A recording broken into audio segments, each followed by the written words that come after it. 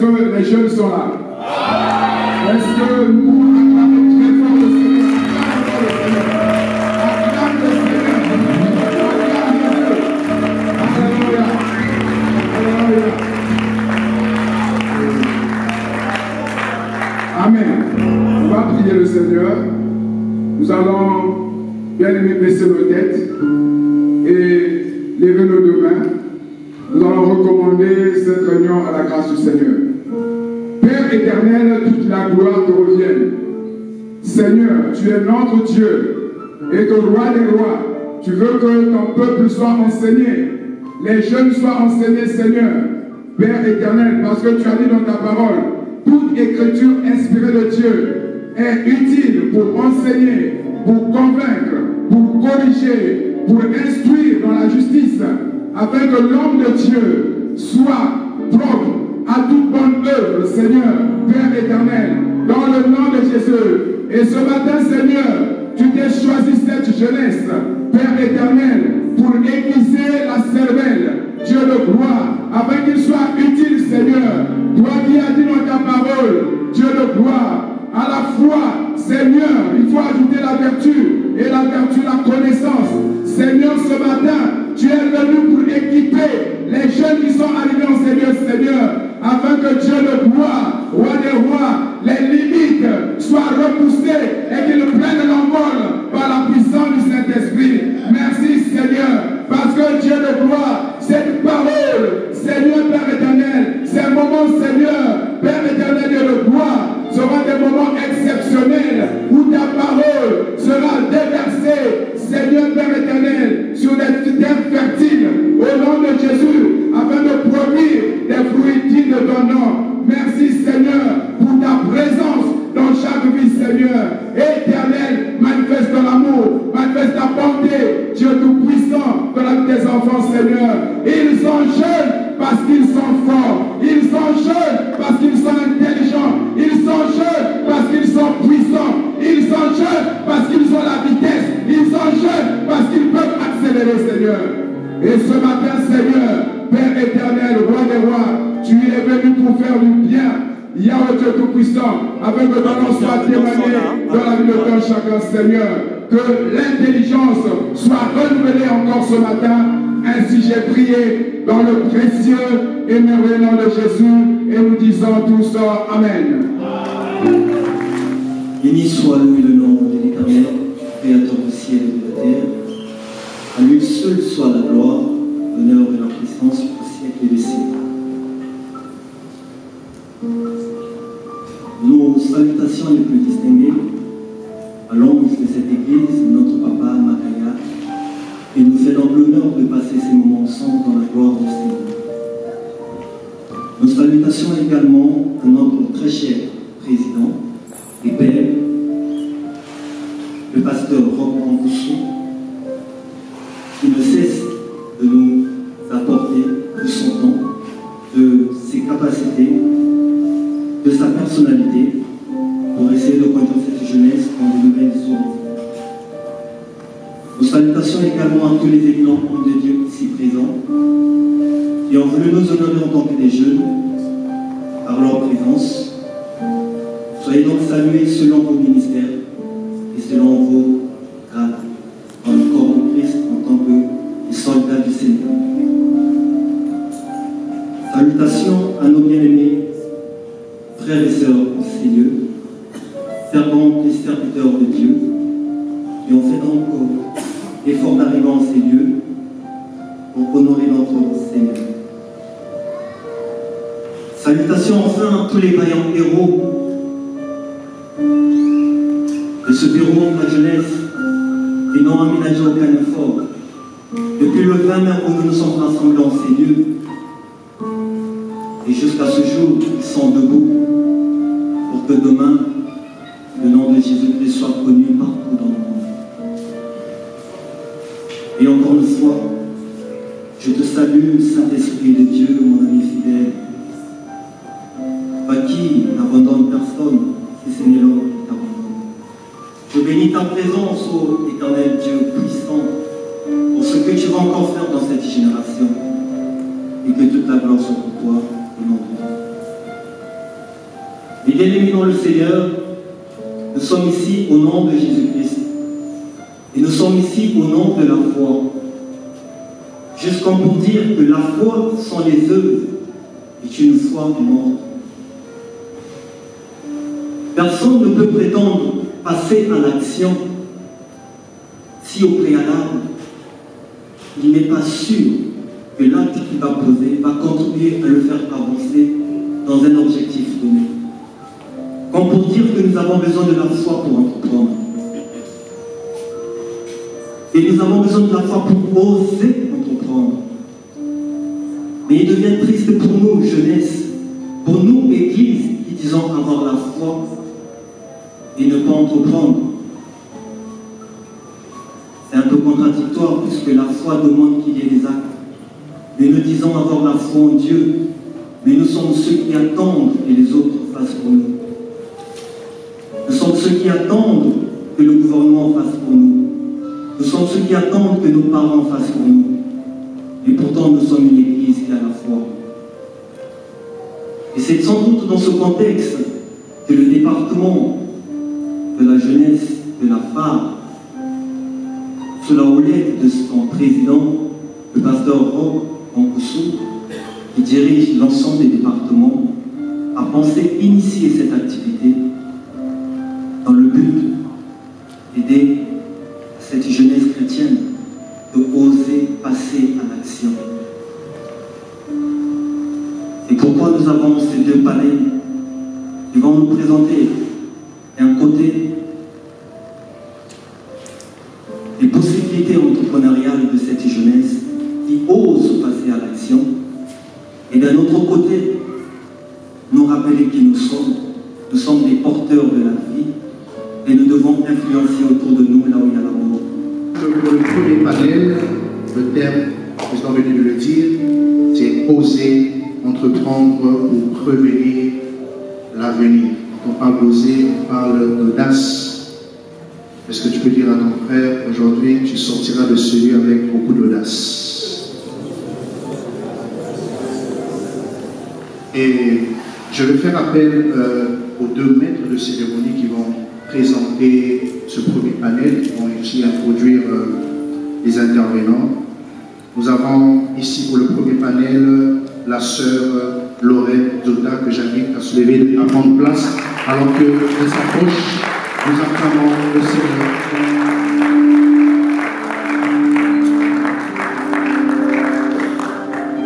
Pour le premier panel, elle sera seule à diriger, à modérer ce panel, et je vais céder le micro sous vos applaudissements. La parole de Dieu déclare dans Romains 8, le verset 19, « En effet, la création attend avec un ardent désir la révélation des fils de Dieu. » Je crois fortement que quelqu'un ici au milieu de nous ait la réponse au problème de l'humanité, ait la réponse au problème de son quartier, ait la réponse au problème de sa famille, ait la réponse au problème de son pays. Alors, voilà pourquoi, sans plus tarder, nous allons inviter nos panélistes du premier panel. Excusez-moi. Nous avons Madame Elikia Essanabouli. Sous vos applaudissements, s'il vous plaît. Nous avons le coach Darcy Masengo. Merci. Et nous avons Madame Priscille Idéal Okato. Sous vos applaudissements, vous pouvez prendre place. Merci.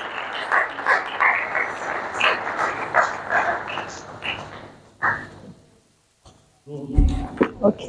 Avant de commencer, nous aimerons connaître, avoir plus d'informations sur votre personne. C'est vrai qu'on a peut-être énoncé qui vous êtes, mais nous aimerons vous connaître davantage, ce que vous faites. Et nous allons commencer par Madame Elikia. Bonjour à tous. Bonjour. Vous allez m'excuser un peu avec ma voix.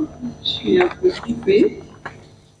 Je suis Madame Elikia Essanabouli, mère de 6 enfants, merveilleux enfants, femmes Et je suis la fondatrice du supermarché Eli Keita et le restaurant Eli Keita. Je suis aussi dans l'événementiel et présidente de l'association Amour et Grandeur d'âme. Et en 2024, nous avons reçu le prix d'excellence, le prix conforme, excellence conforme 2024. C'est un peu ça.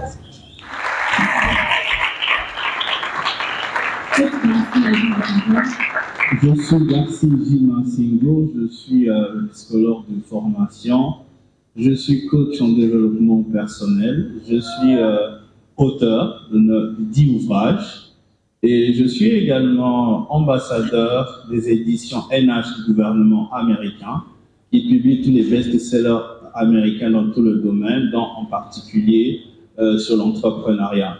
Je travaille en collaboration avec l'ambassade des États-Unis et je suis également manager d'une start-up qu'on appelle Full Mindset Impact, notamment qui travaille dans le coaching et bien évidemment aussi sur le leadership et le management américain. Merci. Merci pour vos interventions. Madame Priscille Shalom Dieu. Alors, je suis Priscille Locato, comme on l'a dit tout à l'heure. Je suis étudiante en business trade et marketing et co-promotrice des entreprises Idéal Boutique et Idéal Lavage, vraiment aussi à Voyant Solutions. Idéal Boutique est une vitrine qui fait de l'intermédiation commerciale et la formation en e-commerce. Et Idéal Lavage, qui a vu le jour depuis 2019, est une entreprise qui évolue dans le lavage automobile ambulant. Donc, nous offrons nos prestations de lavage automobile aux entreprises et aux particuliers sur place. Merci. Je suis également, pour renchérir, je suis également chargée de communication du Club des femmes entrepreneurs du Congo. Merci, est-ce qu'on peut applaudir? Sans plus tarder, nous allons vraiment entrer dans le vif du sujet, alors que le thème du panel est « Ose entreprendre pour prévenir l'avenir ». La première question que j'aimerais vous poser, chers panélistes, que signifie pour vous entreprendre et comment l'entrepreneuriat contribue à transformer l'avenir? Est-ce qu'il y a quelqu'un qui... Madame. Oui, alors, donc, par rapport au thème, donc je vais le définir rapidement, on n'a pas assez de temps. Et selon les recherches, donc je vais lire rapidement les définitions que j'ai eu à faire comme recherche sur entreprendre.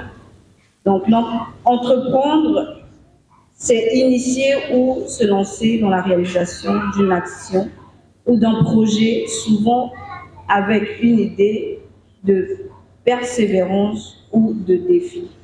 Mais je voulais compléter aussi parce que quand j'ai lu cette définition, avec mes recherches soi-même, je me suis dit, mais dans entreprendre, je vois qu'il y a deux verbes. Il y a entre et prendre. Et j'ai essayé de comprendre que dans l'entrepreneuriat, quand tu entreprends, il faut entrer et prendre.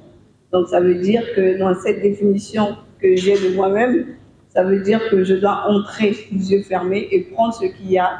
Ça veut dire qu'il y a un risque. Donc entreprendre, c'est de risquer. Voilà pourquoi on nous a parlé de oser. Donc pour entreprendre, il faut risquer parce que parfois tu ne sais pas ce qu'il y a devant toi. Et c'est juste d'entrer et prendre ce que tu verras. Voilà.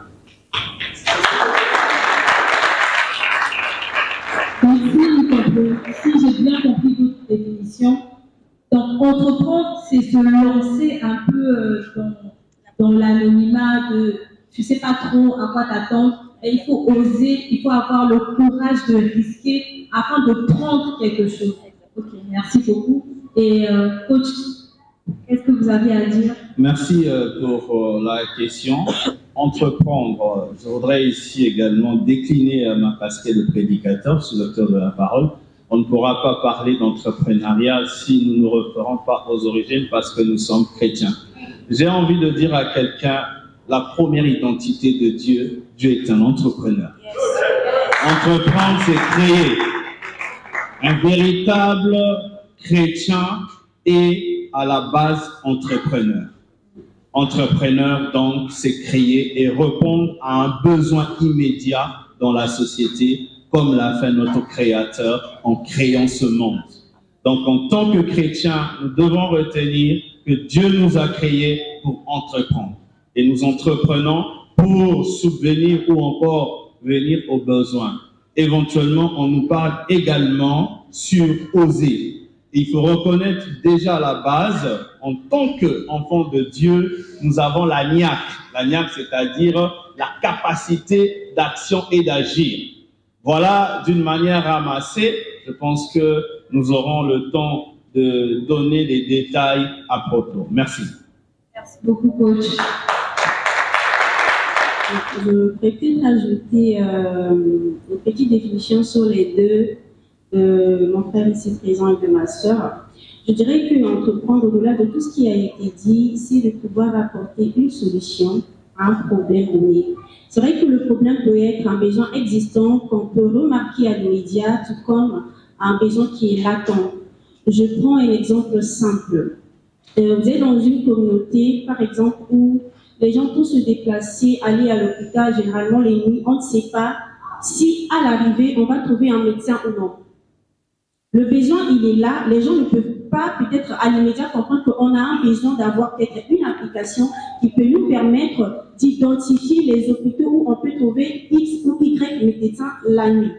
Mais vous, étant enfant de Dieu ou en tant que chrétien, comme l'a dit le docteur, je sais pas si c'est un coach, comme l'a dit le coach tout à l'heure, puisque en tant qu'enfant de Dieu, on a en nous cette rage, cet ADN de pouvoir entreprendre comme l'a fait comme les nôtres créateurs. En ce net moment, vous pouvez vous dire d'accord, pourquoi ne pas apporter une solution en mettant en place une application qui peut permettre à toutes les communautés de pouvoir consulter avant d'arriver dans un ou un autre hôpital quelconque. Et là, vous avez apporté une réponse à un besoin. C'est vrai que ce n'est pas un besoin qui n'est pas identifié à l'immédiat, c'est un besoin latent. Une autre définition que je peux dire, entreprendre dans le cas d'un besoin qui est à l'immédiat qu'on peut comprendre, par exemple, où vous dites, mais voilà, les gens pour se déplacer ont toujours l'habitude d'aller vers les arrêts de bus, tout pour des déplacements, ok. C'est un besoin qui est identifié à l'immédiat. Ben moi, qu'est-ce que je fais? Je mets en circulation un service moyen automobile, mais qui vont aller prendre les gens chez eux. Donc, c'est répondre à un besoin qui est immédiat. Donc, de manière bref, entreprendre, c'est répondre à un besoin immédiat ou qui est latent. Merci. Donc, si je comprends bien, c'est que d'après vous, par rapport à la définition du mot entrepreneuriat, donc c'est répondre à un besoin. Et d'après ce que le coach a dit, c'est que c'est comme la Bible nous dit, tel il est, tel nous sommes. Alors que Dieu est créateur, il a fait de nous aussi comme des créateurs sur la terre. Donc, en créant, en entreprenant, nous faisons comme notre Père. Ok, merci beaucoup. J'espère que quelqu'un est en train de noter.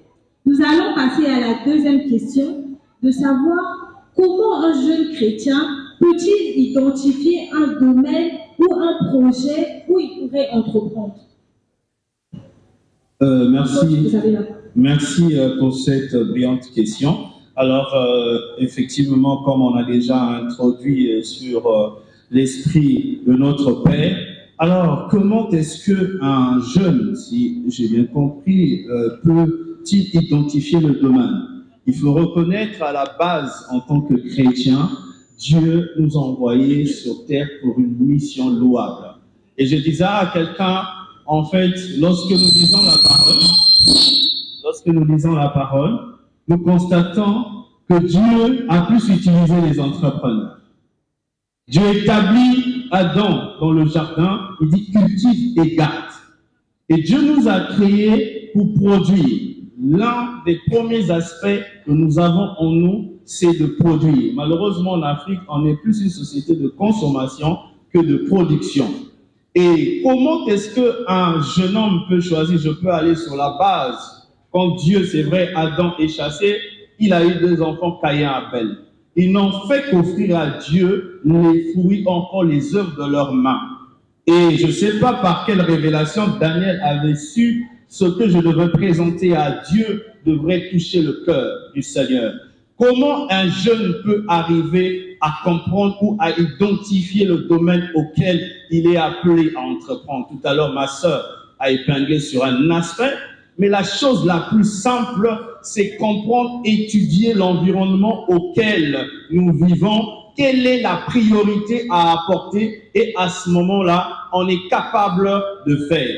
Je vous ai dit tantôt que j'ai fait des recherches approfondies sur l'entrepreneuriat, notamment aux États-Unis, parce que là-bas, ils mettent Dieu devant. Et effectivement, ceux qui ont développé l'entrepreneuriat, ce sont les chrétiens, notamment avec la création de la ville de Philadelphie, qui est la première ville, d'ailleurs, ils ont tiré de la Bible, qui était éventuellement l'un des livres qui a propulsé. Alors, j'avais compris que pour identifier naturellement le domaine à entreprendre, c'est avoir des connaissances requises. Je voudrais pas trop rentrer dans l'angle. Dieu doit te parler, Dieu doit te donner la vision, parce que pour qu'Abraham descende en Égypte, c'est pas Dieu qui lui avait dit, mais il avait compris qu'il y avait un besoin, notamment à répondre. Donc, il est question pour tout jeune de détecter la priorité, le problème, bien évidemment, dont la société a besoin, et il s'engage. Quelqu'un me dira, bon, est-ce qu'un chrétien peut ouvrir un bar d'enseigne? Bien évidemment, on ne peut pas enfin faire la promotion de ce que quelquefois qui fait emmener les gens dans la dépravation des mœurs. Mais un chrétien peut bien évidemment aller au-delà en comprenant que si à Brazzaville, on est dans tel secteur et qu'il n'y a pas quelque chose à faire, je peux me lancer. Donc, il n'y a pas un domaine spécifique. Le plus important, c'est détecter et aller vers le but et répondre à un besoin qui va contribuer au progrès social. J'ai dit, je vous remercie. Merci. Par contre, j'ai une préoccupation. Alors que vous avez dit pour entreprendre, il faut étudier son environnement, détecter le problème et se lancer.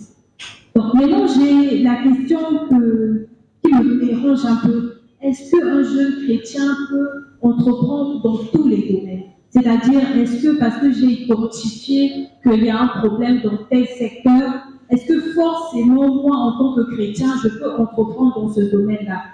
À cette question, est-ce que Madame Idéal peut répondre? Alors, je vais répondre à cette question et puis je reviendrai en arrière pour la première question.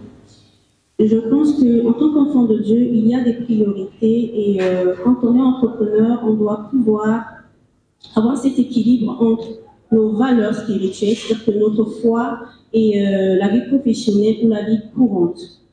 C'est vrai, tantôt, d'autres diront qu'on peut entreprendre dans tous les domaines.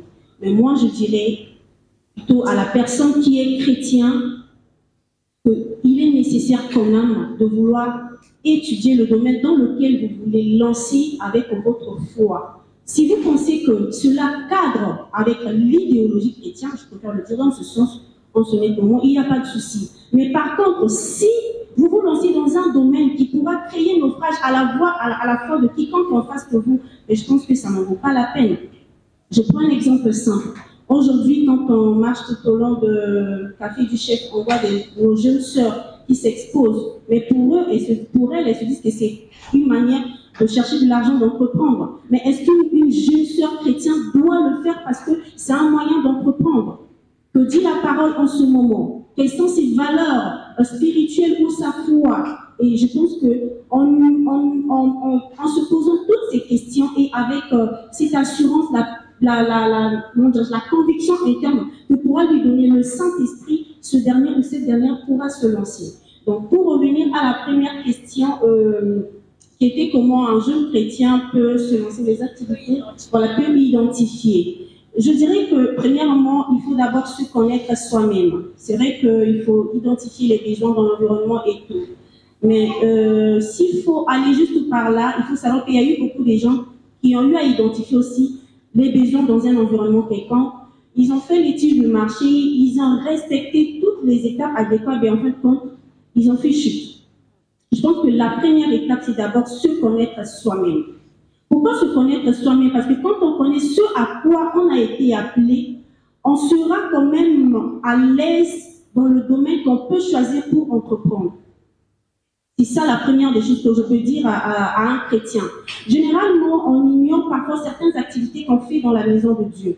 Il y a certaines personnes qui sont dans la maison de Dieu et sont là comme étant techniciens de surface. Vous vous dites parfois, et tout. Mais qu'est-ce qui sait que c'est par là où le Seigneur vous prépare pour pouvoir monter une entreprise, je ne sais pas, de prestation de services, d'entretien des locaux demain, on ne sait jamais. Vous pouvez être là, par exemple, que vous avez ce don, ce talent comique. Ça peut être un moyen par lequel l'Éternel vous utilise pour que, à l'avenir, vous puissiez entreprendre dans ce domaine. J'en passe. D'autres personnes, on sait qu'elles le confient. Elle n'a pas peut-être forcément envie de faire des efforts pour vous persuader. Mais c'est quelque chose qui est naturel et qu'elle aime quand elle se met devant des gens. Ça peut aussi être un domaine par lequel vous pouvez entreprendre. Mais cela, c'est seulement si, dès le début, vous parvenez à identifier ou, comment dirais-je, à reconnaître qui vous êtes. C'est très important. Donc, voilà la réponse que je peux donner à cette question. Essayez de vous connaître vous-même, ce que vous êtes capable de faire sans qu'on vous pousse, sans qu'on vous bouscule, c'est que vous êtes capable de vous jeter sans qu'il y ait de soutien extérieur ou intérieur. Et c'est très important parce que partant de là, une fois que vous êtes dans le monde entrepreneuriat, vous n'allez pas le faire parce que vous avez besoin de l'argent, non. Vous allez d'abord le faire par passion. Vous allez le faire par vocation.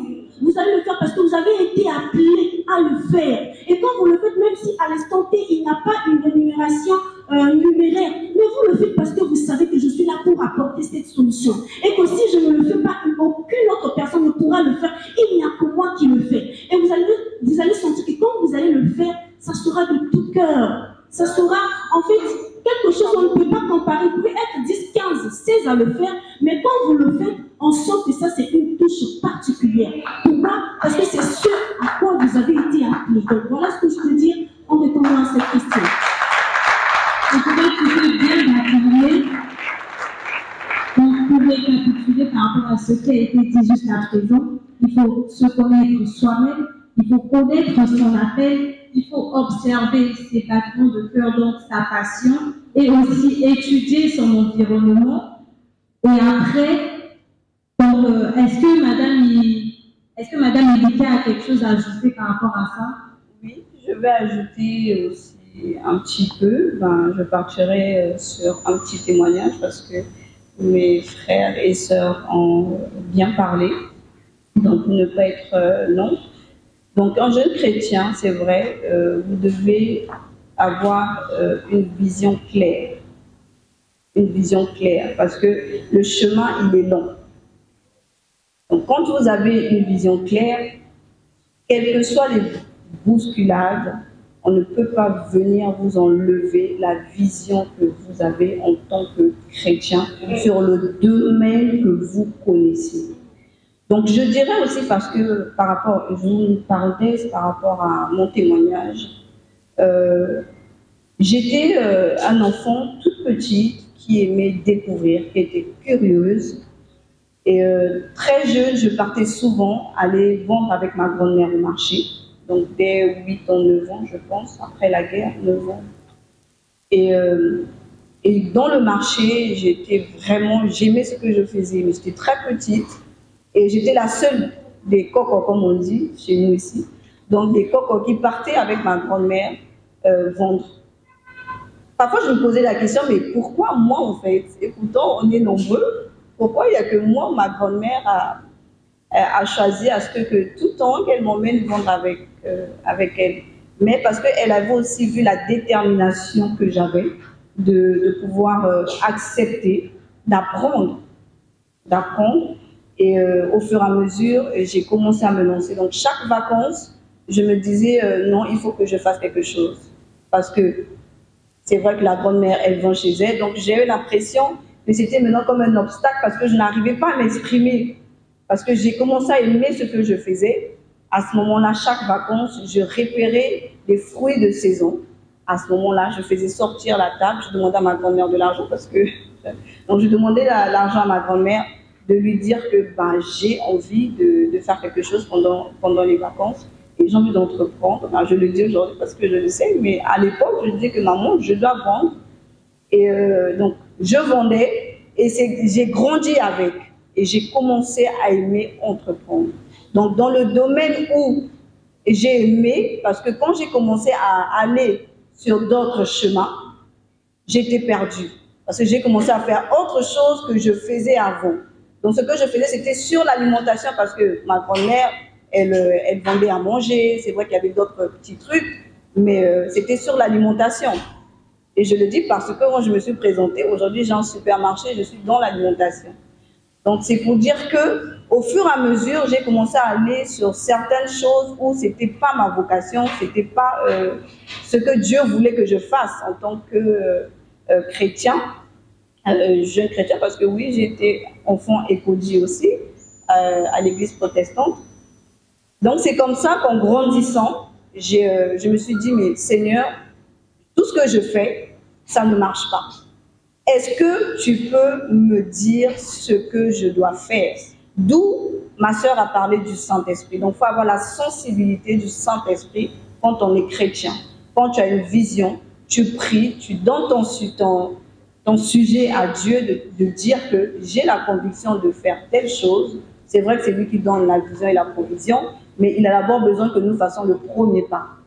Donc, c'est comme ça que j'ai commencé à m'interpeller, à prier, à dire, mais Seigneur, j'ai besoin de comprendre et d'avancer dans ce que je fais parce que j'aime bien entreprendre, j'aime bien multiplier ce que je fais. Et ce que tu dis, que tu béniras l'œuvre de mes mains, et je dois avoir un résultat. Parce que demain, quand je vais aller parler de toi et ce que je fais, quel est le résultat qu'on trouvera derrière si tu n'agis pas? Et c'est comme ça que le Saint-Esprit a commencé à me ramener dans mon enfance. D'aujourd'hui, il y a des blancs, eux, comme je ne dirais pas qu'ils ne prient pas, mais vous allez voir que dans un enfant, dans son enfance, il détecte en fait ce que l'enfant parfois, chez nous, quand c'est comme ça, on dit non, tu ne peux pas, parce que nous, il y avait des temps où nos frères et sœurs, on jouait, on faisait des habits avec des boîtes de tomates, de sardines, on faisait des voitures. Les parents ne détectaient pas ce que nous pouvons faire et nous orienter. Mais or que les Blancs, si, ils le faisaient. Mais aujourd'hui, je pense qu'avec le Saint-Esprit, il y a beaucoup de facilité. En tant que chrétien, bien on le dit, en tant que chrétien, on a la facilité d'avoir un seul chemin, de briller. Et si Dieu aussi fait en sorte que vous avez plusieurs talents à exploiter, merci, et ça peut arriver. Parce que c'est pas mauvais de faire plusieurs choses à la fois, si tu as la capacité de le faire. Donc, Dieu m'a ramené à mon enfance et j'ai commencé à réfléchir, oui, mais ce que je faisais, je vendais tout ce qui était mangeable. Donc, j'étais dans l'alimentation et depuis 2018, je suis repartie dans l'alimentation et qu'aujourd'hui, je suis fière de moi, de ce que j'ai fait. Donc, si je comprends bien vos propos, vous avez dit que pour pouvoir identifier le domaine dans lequel vous pouvez entreprendre, il faut avoir une vision claire. Et pour avoir une vision claire, il faut être sensible à l'Esprit de Dieu qui pourra vous orienter. Mais aussi, il faut observer ses dons et ses talents naturels, parce qu'ils sont très souvent, un indice vers le chemin vers lequel Dieu vous appelle. Merci. Est-ce que vous avez quelque chose à ajouter de façon claire? Oui, je voulais ajouter quelque chose par rapport au témoignage de la sœur. C'est vrai qu'on est pratiquement un peu dans le même contexte. Il y a certainement beaucoup de gens qui se demandent finalement je fais comment pour me connaître. C'est vrai que parfois quand il faut se découvrir, beaucoup de gens se posent la question. En tout cas, il y a plusieurs manières, en l'occurrence quelques tests qu'on fait, mais en tant qu'enfant de Dieu, au-delà de ces textes, on sait qu'on a notre Jérémie 33:3, que dit la Bible. C'est lui, notre Créateur. Il connaît ce pourquoi nous avons été appelés. Il connaît la mission pour laquelle il nous a envoyés ici sur la terre des humains. Il y a, je crois, 8 ans ou 9 ans passés, j'avais cette question dans mon esprit comme vraiment de jeunes ici. Il y a des moments où j'étais tellement confuse. Je savais que je suis appelée à être une grande dame. Mais c'était tellement confus dans mes pensées que je ne savais pas où aller. Je vous assure que j'ai passé 2 ans de ma vie où je me priais au Seigneur. Seigneur, quelle est la mission pour laquelle tu m'as envoyé sur la terre des humains? 2 bonnes années à pleurer, à soupirer devant les pieds de Dieu jusqu'à ce qu'un jour l'Éternel me parle à moi-même et par le canal de 2 autres serviteurs. Donc si vous êtes ici et que vous êtes dans le même cas comme je l'étais il y a 9 ans passés, vous avez la possibilité soit de passer par des tests ou de faire recours à Dieu qui vous connaît mieux que vous-même, qui vous connaît encore mieux que même votre parent qui vous a mis au monde. Donc voilà ce que je peux vous dire. Merci beaucoup pour le compliment. Est-ce qu'on peut applaudir? Moi, j'ai une préoccupation, alors que la Bible dit que les ténèbres couvrent la terre. Nous sommes conscients de l'activité satanique, que le monde a ses, a sa façon de faire.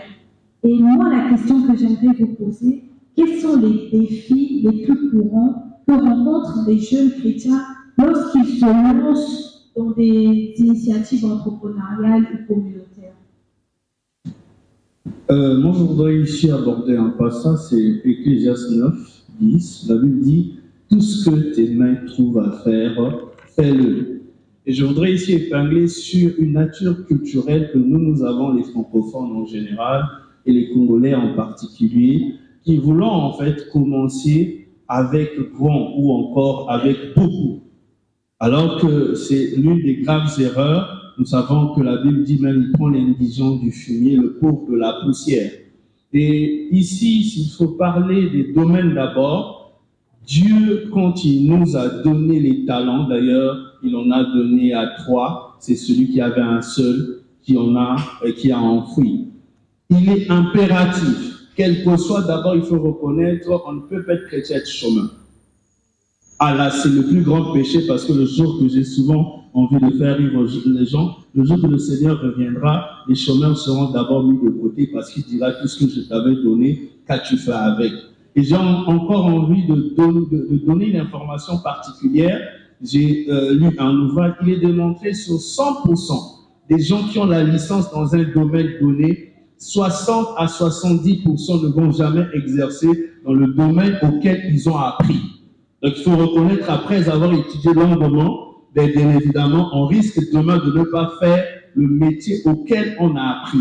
Parce que lorsqu'on apprend, c'est pour que demain, on soit capable de pouvoir exercer. Donc la reconversion s'oblige. Et s'il faut parler des challenges, des défis, effectivement, nous ne sommes pas étrangers. La Bible nous le démontre.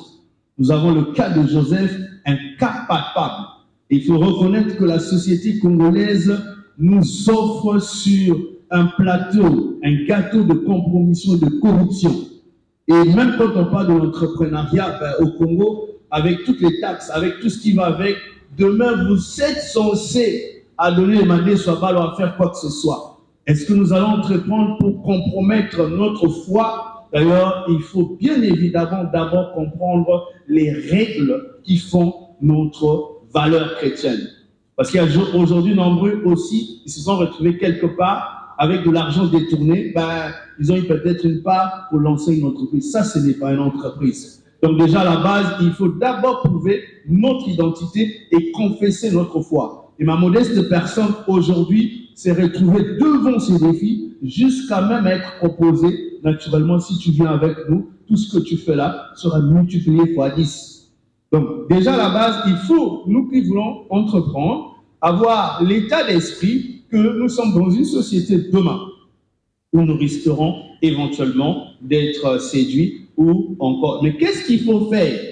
J'ai dit, si Joseph n'avait jamais accepté la proposition de la femme de Potiphar, si Daniel ne s'est jamais incliné devant les dieux de Baal ou encore, bien évidemment, à Babylone, c'est que nous aussi, nous pouvons le faire. Et pour, bien évidemment, faire quelque chose, bien aimé, quel que soit ton diplôme, demain tu peux devenir cireur. C'est toi qui cires les chaussures de tout le monde de l'église ici, moyennant 100 francs. Dieu est capable de transformer, de multiplier ce qu'il est, ce que tu as, parce que notre Dieu est un Dieu de la multiplication.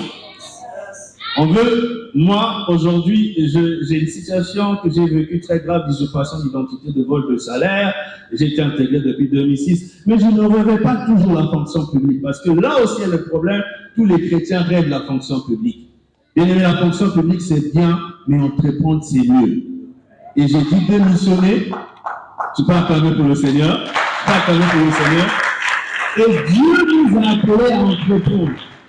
Et donc, les défis sont très énormes. Vous voyez la lumière, Thomas Edison, qu'il a créé, c'est un Américain.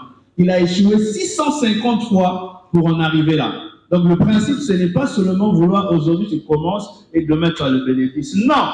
Au contraire, à chaque fois, il y a des échecs ou encore des défis devant nous. Comme on le dit, il y a Dieu dedans. Voilà un peu ma contribution. Moi, j'ai vraiment aimé quelque chose que vous avez dit. On ne peut pas être chrétien et être chômeur. Est-ce que tu peux dire à ton voisin, on ne peut pas être chrétien et être chômeur? Regarde-le dans les yeux et dis-lui, mon frère, ma soeur, on ne peut pas être chrétien et être chômeur. Amen. Donc, si je comprends bien, c'est que lorsqu'un jeune chrétien se lance dans l'entrepreneuriat, il rencontre plusieurs challenges, comme la compromission, la corruption et l'échec. Mais face à tout ça, il faut que nous puissions avoir la connaissance des règles du royaume et de nos valeurs en tant que chrétiens. Est-ce que Mme Elika a quelque chose à ajouter par rapport à ça? Oui, effectivement. Donc, je dirais qu'en tant qu'enfant de Dieu, les défis que nous pouvons rencontrer en tant qu'entrepreneurs, tout d'abord, je voudrais dire que quelqu'un ou un enfant de Dieu qui se lance dans l'entrepreneuriat, et tout d'abord, peut être une inspiration pour une nouvelle génération ou pour une génération. Et dans les défis que nous pouvons rencontrer, c'est que parfois ça peut être très difficile. Très difficile. Mais ce qui est bien, parce que Dieu nous dit que vous êtes la lumière du monde. Et que je sais que où je suis la lumière et que je dois apporter la lumière. Donc ça te donne la capacité de surmonter les défis de là où tu es, de surmonter la chute, comme l'a dit mon frère, de surmonter les critiques, parce que oui, il y a des gens que quand tu commences à entreprendre quelque chose, et pourtant ils ne savent pas qu'il faut d'abord commencer petit pour aller grand. Donc il y a des gens qui attendent que dès que tu commences, que tu aies déjà une grandeur. Non, mais ils vont vouloir te rabaisser, ils vont vouloir connaître peut-être qui a financé ton projet, tu as fait quelle étude pour entreprendre. C'est vrai qu'il faut se former, parce que quand tu te formes, tu te transformes. Donc, il y aura toujours des situations où tu vas peut-être perdre ta confiance en soi, parce que c'est vrai, il faut qu'on se le dise. Et souvent, et moi aussi, j'ai eu ces petits moments-là. Et parfois même, c'est dans l'église où tu ne reçois pas cette force-là de pouvoir, de ce soutien, oui. Donc, en tant qu'enfant de Dieu, Dieu nous a donné cette capacité de surmonter en fait tous ces problèmes qui peuvent venir autour de toi. Donc, c'est ça avec Dieu. Pour ajouter aussi, une fois, je regardais à la télé, c'est Sarkozy qui disait que, je pense que ça ne sera pas bête de le dire, mais bon, on parle de l'entrepreneuriat, donc j'aime bien le suivre. Sarkozy a dit que c'est pas l'argent qui fait le projet, mais c'est le projet qui fait l'argent. Et nous devons se dire aussi que dans nos défis d'entreprendre, c'est que ne te dis pas que j'entreprends pour avoir ou pour être déjà milliardaire. Non. Voilà pourquoi j'ai parlé d'une inspiration. Parce que quand tu inspires, tu vas aussi dans le leadership. Quand tu es dans le leadership, tu t'effaces d'abord comme Jésus. C'est un leader, il s'est effacé, voilà pourquoi facilement il s'est donné pour nous. Donc il s'est effacé pour que nous soyons la lumière. Donc à ce moment-là, quand nous entreprenons, nous devons... j'ai perdu le fil d'idée. J'étais où? Non, les défis, voilà. Donc, il faut vraiment vous fortifier parce que c'est pas tout le monde qui va vous acclamer.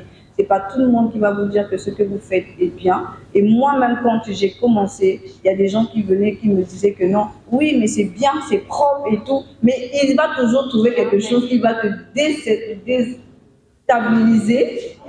Donc, tu te dis, mais Seigneur, mais voilà, la personne ne voit pas d'abord les efforts de t'encourager et de attendre un peu pour venir te dire, ben, là tu as chuté, là tu as chuté. Mais et puis aussi, on ne sait pas comment approcher notre prochain pour lui dire que ce que vous faites, voilà, je peux t'accompagner ou non. C'est d'abord des critiques qui peuvent te faire du mal. Et quand c'est comme ça, tu es blessé, tu perds ta confiance, tu es mal. Et je voudrais encourager quelqu'un ici. Si tu as un petit commerce que tu es en train de commencer, oui, on commence peu pour aller grand.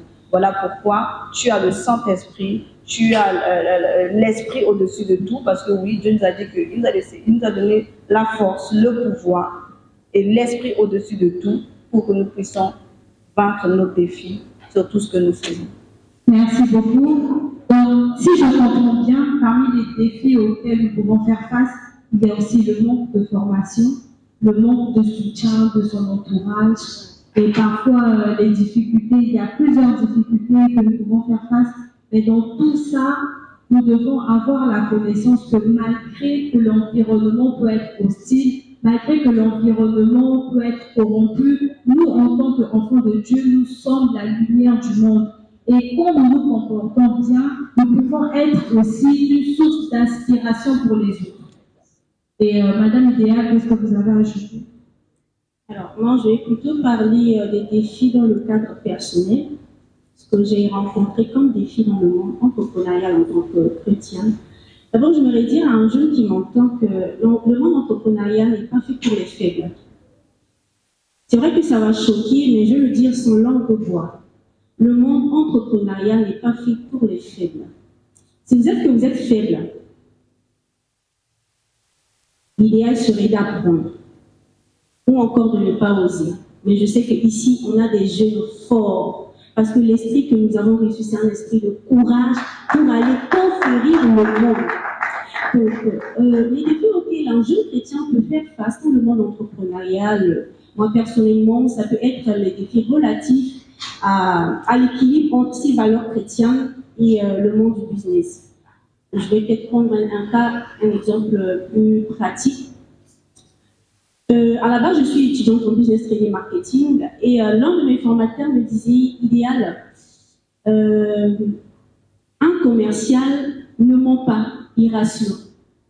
C'est-à-dire que vous pouvez avoir un produit, vous savez que ce n'est pas un produit de bonne qualité, mais puisque vous êtes un commercial, vous devez vendre ce produit à la personne qui est en face de vous, même si vous savez que ça va l'abîmer, ça va le détruire.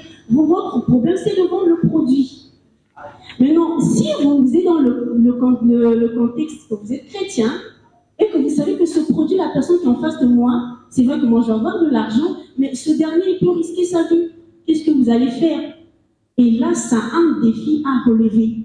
C'est à vous, en tant que chrétien, de savoir, comme me dit la parole de Dieu, est-ce que l'argent vaut mieux que la vie d'un être humain? C'est ça l'un des défis auxquels un chrétien peut faire face. Le deuxième, c'est généralement le manque de mentors ou de coach dans le, disons, chrétien, s'il faut le dire.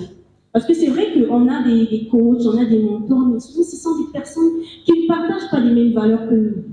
J'en ai eu, je pense que Lorraine me connaît comme ça fait quelques temps. J'ai eu une dame qui m'inspire beaucoup, mais on a fait marche à un certain moment, je me suis rendu compte que ça ne marche pas. Et qu'est-ce que tu fais en tant qu'entrepreneur? Et pourtant, on partage quelques valeurs dans le monde entrepreneurial, mais il y a de ces choses qu'elle fait, je vois avec ma foi, mais je ne vais pas seulement suivre, parce que pour moi, c'est un coach.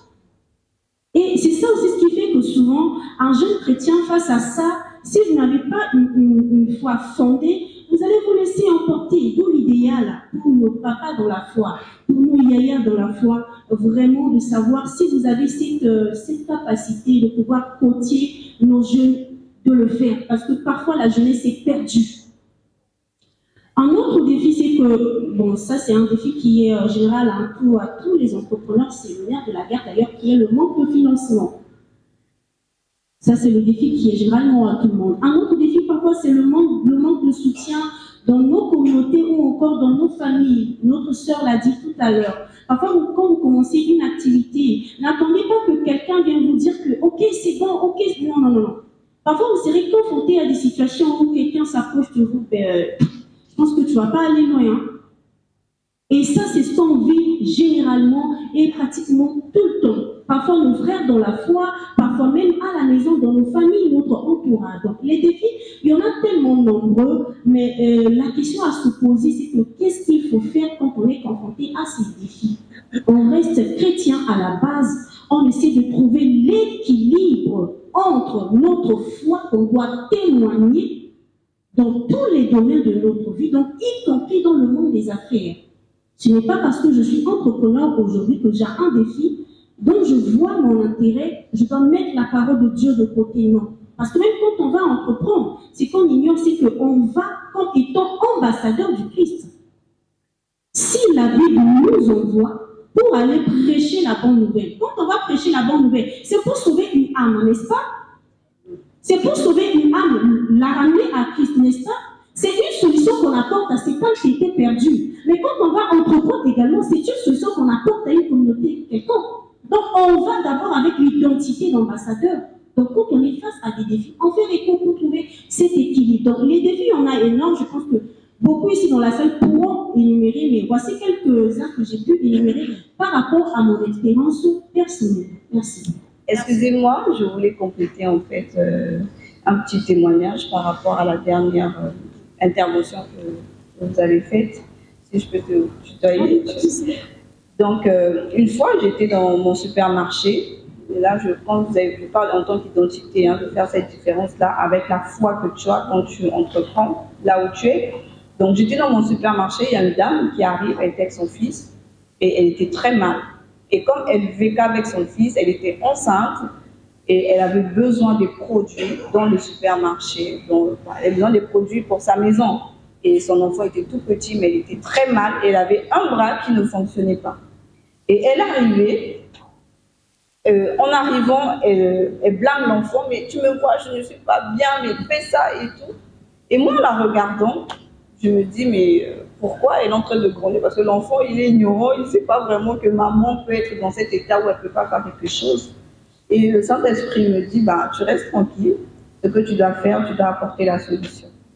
Et quand j'ai écouté ça, tout de suite, j'ai eu la conviction de prier pour cette dame. Et aujourd'hui, à l'instantané, la dame, quand j'ai prié, je n'ai pas eu honte que j'étais dans mon supermarché et que des clients venaient, que je pouvais prier et que la guérison pouvait être faite à l'instantané. Et je vous dis qu'elle a été guérie et même son fils a commencé à dire « Mais maman, regarde ta main bouge !»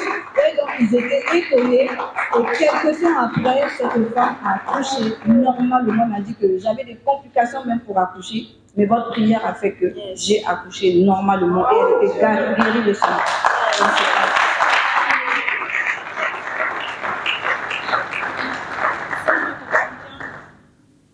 Donc, les défis auxquels les jeunes font face, c'est qu'il n'y a pas assez de mentors chrétiens à quels les jeunes chrétiens peuvent s'identifier pour pouvoir avancer. Et aussi, il y a le manque de soutien, le manque de financement.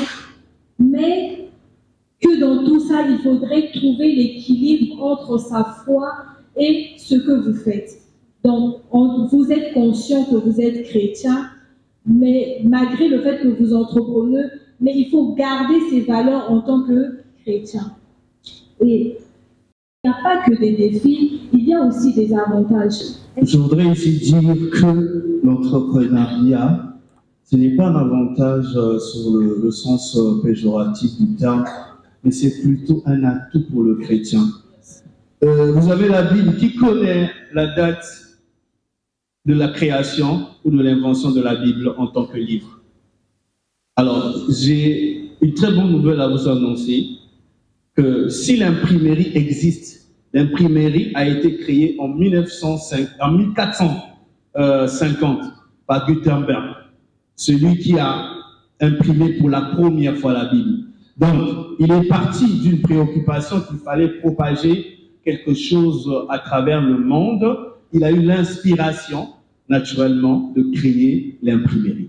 Donc l'imprimerie, aujourd'hui, qui imprime tout, est née de la Bible, la parole que Dieu a donnée. Et nous savons, bien évidemment, aujourd'hui, la contribution de l'imprimerie en tout et pour tout.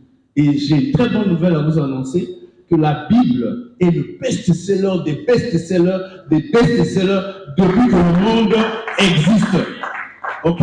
Et c'est pour dire déjà, nous avons entre nos mains le plus grand trésor des trésors, qui n'est pas seulement fire, esprit de Dieu, je vois dans mon esprit, mais qui bien évidemment touche tous les domaines. Donc déjà, jeune en tant que chrétien, la Bible que tu as tout dedans. Même si on dit, si vous voulez cacher un trésor à un Africain, mettez-le dans un livre parce que les Africains ne lisent pas. C'est pour vous dire déjà à la base, nous n'entreprenons pas pour chercher les avantages, mais nous entreprenons pour donner les avantages parce qu'en nous, il y a éventuellement cette essence qui coule. Et je voudrais encore dire, nous ne sommes qu'entourés de l'entrepreneuriat. Qui connaît qui a créé le micro? Qui a créé le micro que je tiens? Qui a créé la caméra? Qui a créé l'écran? Aujourd'hui, ça contribue énormément à la propagation de l'énergie. Vous savez, d'ailleurs, ça, tout chrétien, j'ouvre un témoignage, parce que depuis un moment, je travaille sur les chrétiens qui ont impacté le monde.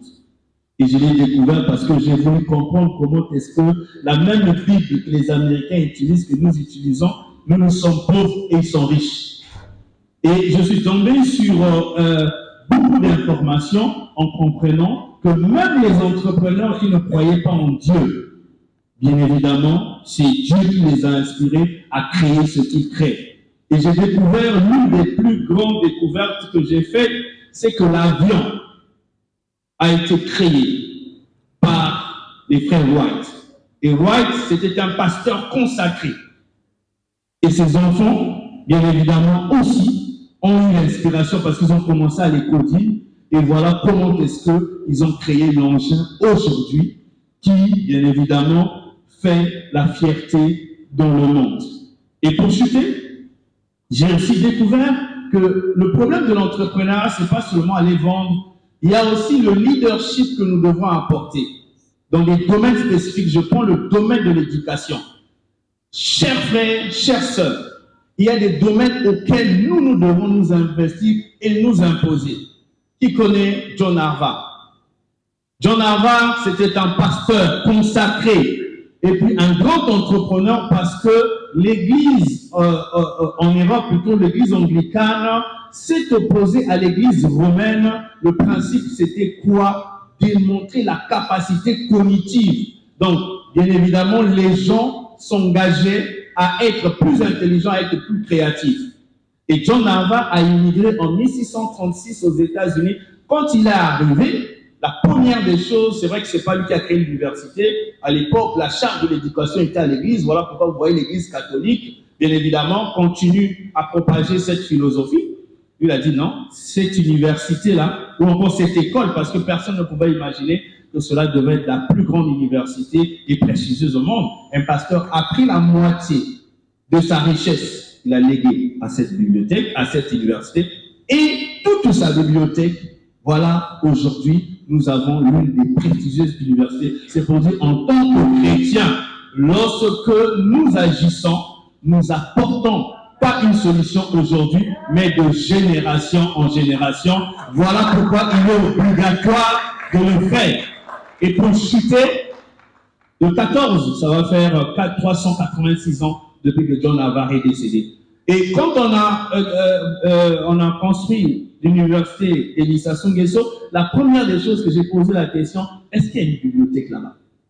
Je vous dis, la bibliothèque, toutes les bibliothèques du monde sont nées à travers la Bible. Et dans toutes les bibliothèques du monde, le premier livre qu'on respecte, dans tout le monde dont la révérence, c'est la Bible. Et donc, on n'avait pas de bibliothèque là-bas. J'ai dit, mais non, on peut aller à l'université toute sa vie échouer, mais on ne peut jamais aller dans une bibliothèque sans bien évidemment échouer. Et donc, j'ai pris la décision le 14 septembre 2021 de faire un temps de livre. Et je suis arrivé, j'ai été reçu par le président, j'ai été accompagné par la conseillère aux affaires publiques de l'ambassade des États-Unis. Et je vous le dis, ça a été un tremplin évangélique. Pourquoi? Parce que la majorité des étudiants là-bas, jusqu'aujourd'hui, surtout un dit, oh, coach, vous êtes pasteur. Mais comment vous faites? Entre pasteurs, hein, on connaît que les pasteurs sont des idiots. Alors, vous voyez, et ces jeunes-là, jusqu'aujourd'hui, quand j'organise des activités, ils viennent. Et tout ça, on le fait à cause du Seigneur. Donc voilà un peu ce qui peut constituer la trame de nous chrétiens. Je dis et je vous remercie. Merci beaucoup. Donc, un des atouts du jeune chrétien entrepreneur, c'est la parole de Dieu, car elle est remplie de sagesse, elle requiert toutes les connaissances dont il a besoin dans son parcours entrepreneurial. Est-ce que Madame Priscille a quelque chose à ajouter de façon très claire? Et je pense que le coach a tout dit. La base, tout a été créé par la parole et donc tout ce qu'on vit ici, la parole de Dieu. Et au-delà de ça, c'est de se servir de son temps. Parce que quand le veut ou non, nous devons savoir que tout ce que Dieu déploie en nous, tout ce que Dieu dépose en nous, c'est pour que cela soit au service de la communauté.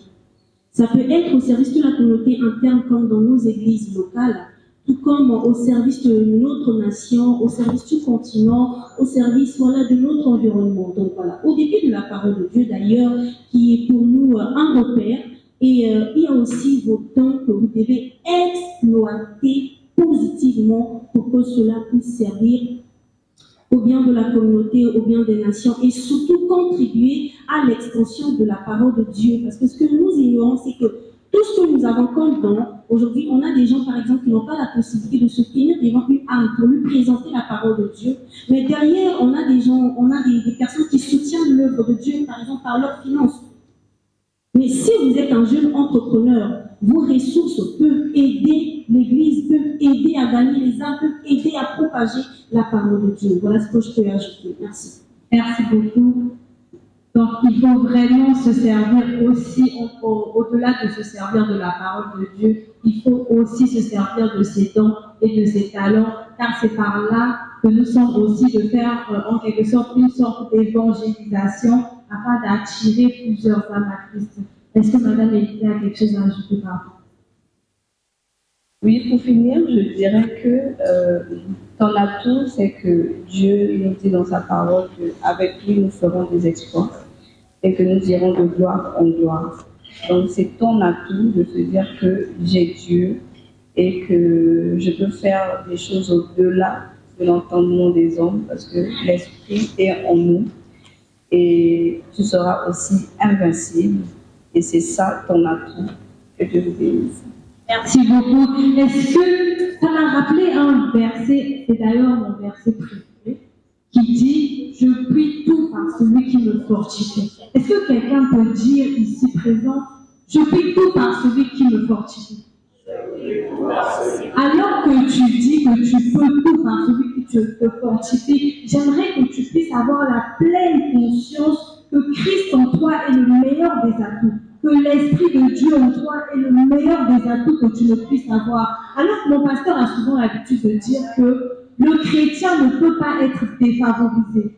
Parce qu'il te donne, l'Esprit de Dieu en toi te donne la capacité d'affronter tout. L'Esprit de Dieu en toi te donne la capacité de tout faire. Amen. Alors que lorsque nous étions en train d'évoquer certaines difficultés que rencontrent les jeunes entrepreneurs, nous avons parlé du manque de mentors chrétiens.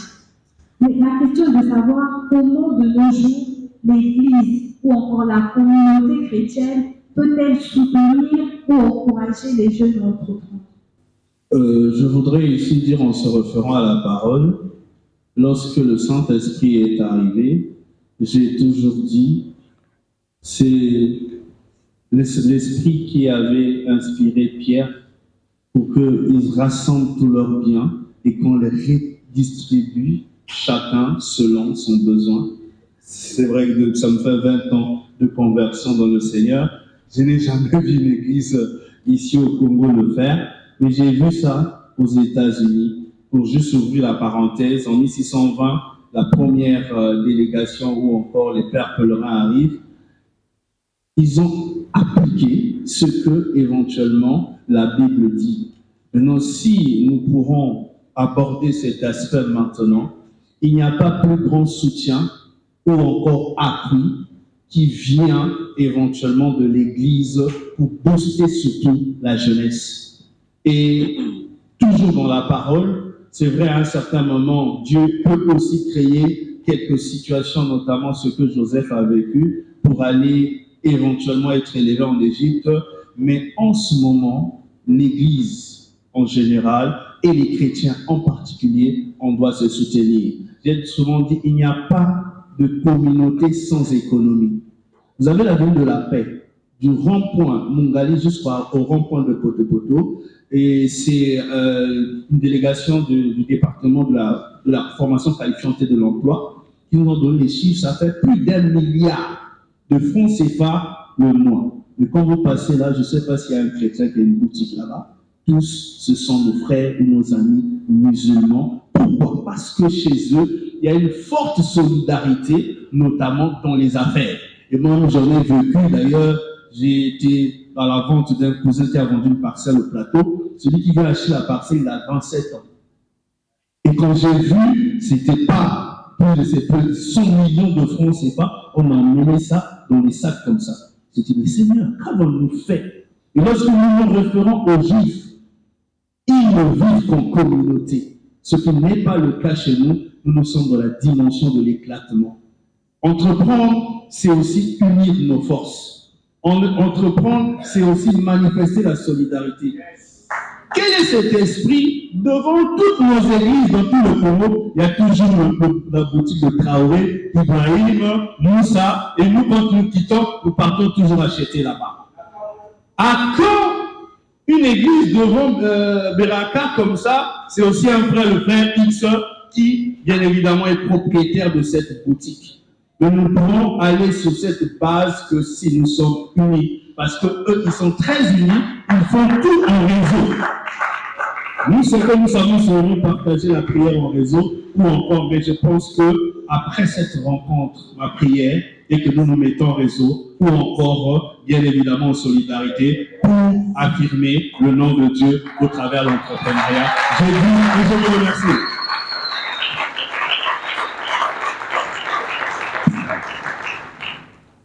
Merci, coach. Donc, vous avez parlé d'unité, de solidarité. Et Madame Priscille, qu'est-ce que vous avez à dire?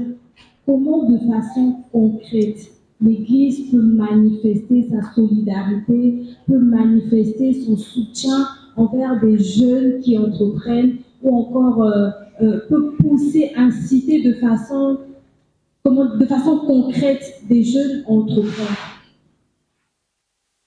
Alors, je dirais que cette rencontre déjà est un bel exemple pour prouver que Beraka est en train de soutenir les jeunes qui entreprennent d'abord et ceux qui veulent entreprendre.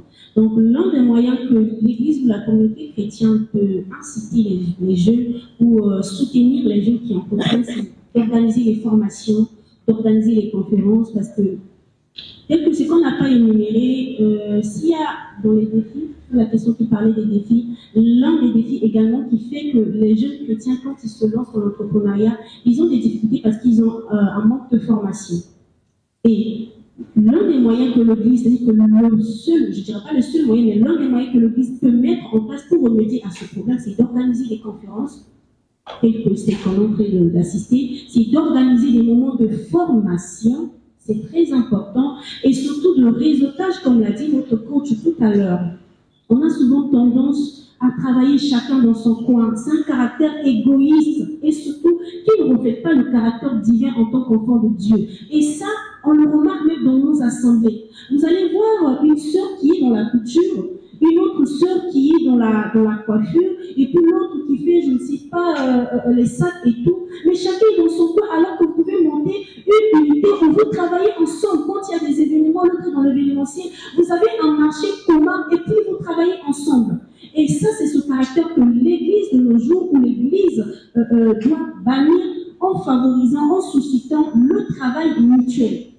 Il peut avoir, pour aller dans le cas plus pratique, on peut avoir un événement dans l'église tel que cet événement, on sait qu'on aura besoin des chantres, on aura besoin des caméramans, on aura peut-être, là il n'y a pas de maquille, des gens qui maquillent, bon, bref, je dis tout, on aura peut-être besoin des gens pour le service traiteur. Qu'est-ce qu'on fait? On les prend chacun dans son domaine, et voilà le budget qu'on a. Qu'est-ce que vous pouvez apporter?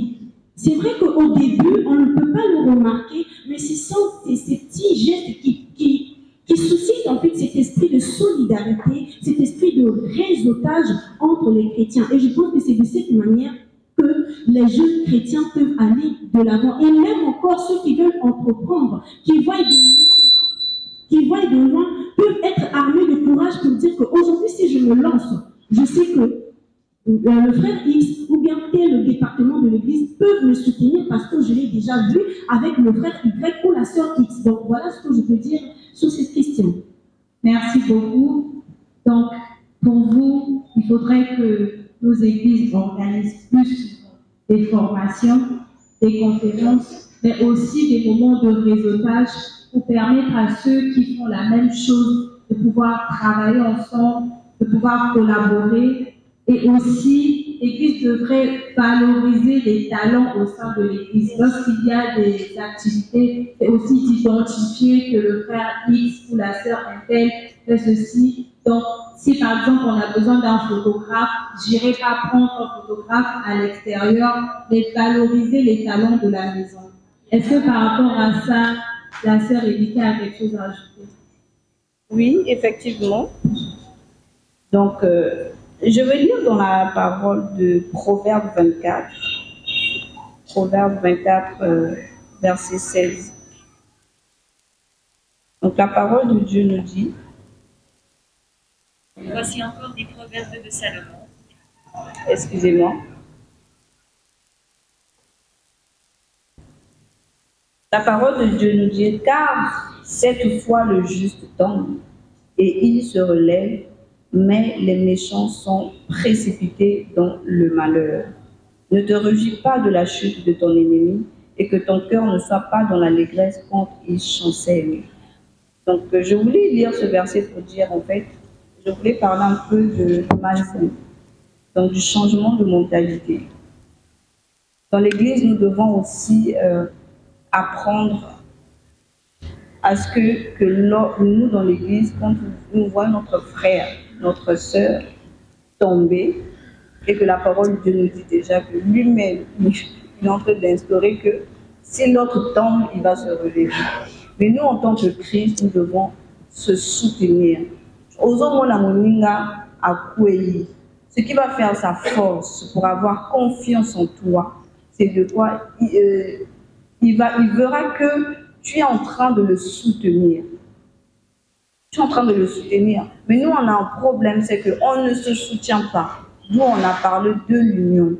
On doit apprendre à se soutenir. Aujourd'hui, si on voit que les musulmans, ils ont une grande communauté, c'est parce que c'est dès l'enfance qu'ils apprennent, même à leurs enfants, que quand l'autre a fait ceci, c'est là-bas que tu dois aller le faire. Une fois, je sortais, il était minuit quand j'ai fermé mon shop. Je parcourais un peu la ville. Je vois à 23 heures des enfants, des musulmans qui étaient avec leurs enfants garçons en train de jouer au foot. Il était 23 heures, presque minuit. Je me suis arrêtée, je me suis dit, oh, en les voyant comme ça, est-ce que si c'était nous, en tant que Congolais, on devait dire quoi en voyant des enfants jouer au football? Donc, on les apprend déjà quoi faire. Donc, on change déjà leur mentalité. Donc, pour dire que tu es appelé à dormir tard, parce qu'eux, ils dorment tard. Hein? Ils dorment tard, ils se réveillent tôt. Parce qu'ils aiment travailler. Donc, ils apprennent déjà à leurs enfants que toute la journée, c'est fait pour travailler. Et si tu as envie de te défouler, tu peux te défouler le soir. Donc, c'est un peu ça. Donc, c'est apprendre à ce que nous acceptons les failles des autres. Que nous nous soutenons à ce que demain, nous pouvons faire des choses ensemble.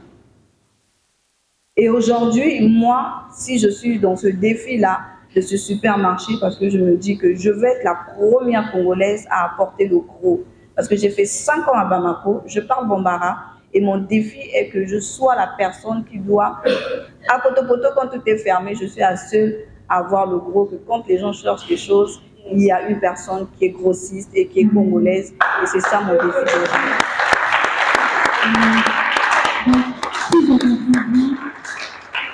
faudrait que l'Église également travaille pour le changement des mentalités et aussi en inculquant dès le jeune âge les valeurs du travail, les valeurs entrepreneuriales aux enfants, et nous devons aussi apprendre à nous soutenir. Est-ce que, Madame Elika, tu as un conseil à donner à un jeune qui aimerait entreprendre et qui hésite encore en 1 minute? Donc, je dirais à un jeune qui est ici que entreprendre, ce n'est pas facile du tout. On ne va pas se mentir. On ne va pas se mentir de se dire qu'aujourd'hui, tu peux avoir 5 000 francs et tu fais et quelque chose se produit. Non. Mais la force est que tu crois à ton projet. C'est comme j'ai dit tout à l'heure, ce n'est pas l'argent qui fait le projet, mais c'est le projet qui fera de l'argent. Donc, crois à ce que tu as comme vision. Crois en ce que tu as comme bénédiction dans ta main. Une fois, j'ai dit à une dame dans mon association, je lui ai dit que tu sais que tu n'as pas besoin d'argent pour commencer une activité. Et aujourd'hui, elle me remercie parce que si tu as, en tant que femme dans notre maison, elle tressait très bien. Je lui ai dit, mais toi, tu sais tresser. Tu ne peux pas manquer du pain dans ta maison et le traçoir. Lève-toi, écris, prends le charbon, écris même devant ton portail, ici, tresse tes cheveux. Tu n'auras pas besoin de commencer avec de l'argent. D'où l'argent ne fait pas le projet, c'est le projet qui fait l'argent. Et aujourd'hui, elle a commencé quelque chose. Donc, rien ne vient te déstabiliser parce que tu te dis que je n'ai pas encore un fonds pour débuter, mais que ton talent te donne la force de se dire que demain, je peux faire quelque chose, même si je n'ai un franc, je sais que demain, je ferai quelque chose. Amen. Amen. Donc, un jeune, prends tes projets, car ce sont tes projets qui te donneront de l'argent. Amen. Et le coach, est-ce que tu as un conseil à donner à un jeune? En tout cas, je voudrais dire à un jeune, on se réfère ce jour-là lorsque Jésus est avec 5000 personnes. Parmi tous les 5000, c'est un seul jeune qui avait 5 pains et 2 poissons. J'ai souvent dit aux gens, Dieu nous a donné une main. Bon, moi, sur la paume de ma main, j'ai une lettre M. J'ai souvent dit la lettre M veut dire métier. OK. Mais aussi, la lettre M, j'aime souvent parler aussi en termes des chiffres d'argent. Le M là veut dire million ou milliard. Je ne sais pas combien tu cherches. Tu as déjà 1 million entre tes mains et tu es en train de chômer. Tu es le sorcier de ta famille toi-même. Tu es le sorcier de ta vie. Tu peux souffrir avec 1 million. Et je disais à quelqu'un, chaque année qui arrive, si dans les pays, on vote les budgets naturellement de chaque année, c'est qu'au ciel aussi, Dieu vote un budget. Si le budget du Congo peut faire 24 milliards, je pense que le budget du ciel multiplié fois 24, par exemple, nous sommes en 2024, de tous les budgets du monde et qui est consacré à toi. Je ne sais pas par où tu cherches l'argent, mais j'ai envie de te dire, celui qui a dit l'or et l'argent m'appartiennent, c'est ton papa. Je ne sais pas comment l'enfant d'un roi qui est en train de souffrir. En tout cas, si tu n'es pas de l'autre, la porte est grandement ouverte, mais je crois en toi. À partir d'aujourd'hui, plus rien ne pourra t'arrêter. Et je suis sûr que cette génération écrira l'histoire de l'entrepreneuriat dans cette nation. Je dis que je vous remercie. Il a entre ses mains son métier, il a entre ses mains tous les dons, les talents dont il a besoin et qu'il a entre ses mains l'argent, le financement dont il recherche.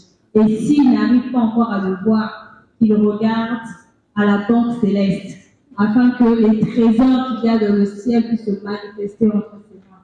Et la sœur idéale, est-ce que tu as quelque chose à ajouter? Alors, je pense que tout a été dit. Je vais peut-être enchérir pour dire à un jeune qui m'entend que chacun de nous dispose d'un génie potentiel que Dieu a déposé en lui. Et ce génie potentiel n'est autre que le temps que tu as, n'est autre que le talent que tu as, que tu dois mettre au service des nations pour être un porteur de solutions. Voilà. Merci beaucoup. Est-ce qu'on peut applaudir?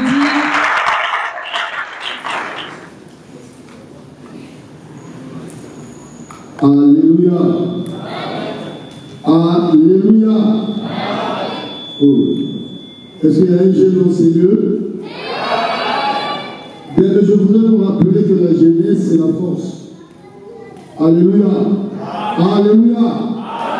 On ne sent plus la jeunesse. On a commencé l'adoration, la louange. Les jeunes sont assis. Alléluia. Mais si vous partez dans d'autres lieux, dès que c'est la musique, c'est les jeunes qui dansent. Je sais que vous voyez. Alléluia. Alors bien, nous allons passer donc à notre deuxième panel. Alléluia. Je nous encourage d'être participants. Alléluia. Alléluia. Quand vous répondez, vous me donnez la force. Quand vous ne répondez pas, vous m'affaiblissez. Alors pour cela, sans plus tarder, nous allons donc appeler nos panélistes qui vont s'approcher. Je vais les appeler par ordre. Alors ici, je veux appeler l'apôtre.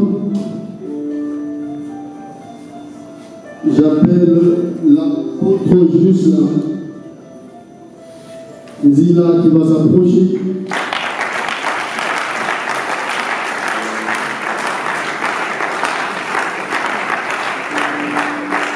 Je veux appeler le docteur Emmaüs.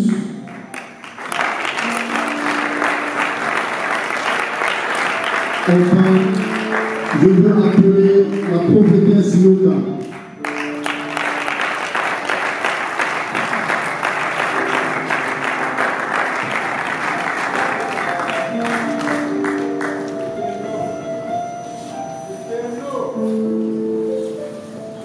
Au moment où ils sont en train de s'installer,